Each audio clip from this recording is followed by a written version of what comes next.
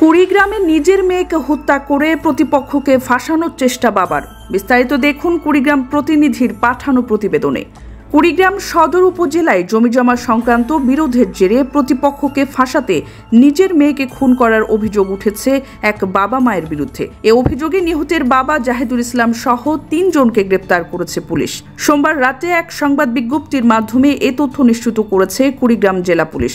গ্রেপ্তার জাহিদুল সদর উপজেলার হোলখানা ইউনিয়নের কাকজিপাড়া এলাকার বাসিন্দা। হত্যার শিকার স্কুল ছাত্রী জান্নাতি জাহিদুল ইসলামের মেয়ে। পুলিশ সূত্রে জানা যায়, জাহিদুলের সঙ্গে তার প্রতিবেশী মজিবুর রহমানের ৩২ বিঘা জমি নিয়ে বিরোধ চলছিল। প্রতিপক্ষদের ফাঁসানোর উদ্দেশ্যে শনিবার গভীর রাতে স্ত্রী ও ভাইয়ের স্ত্রীর সহযোগিতায় মেয়ে নবম শ্রেণীর শিক্ষার্থী জান্নাতিকে রড ও দা দিয়ে কুপিয়ে হত্যা করে ভুট্টা খেতে মরদেহ ফেলে রাখেন এবং খড়ের পালায় আগুন লাগিয়ে দেন। পরে হত্যার ঘটনায় নিহতের চাচা খলিল হক বাদী হয়ে কুড়িগ্রাম থানায় একটি এজাহার দাখিল করেন।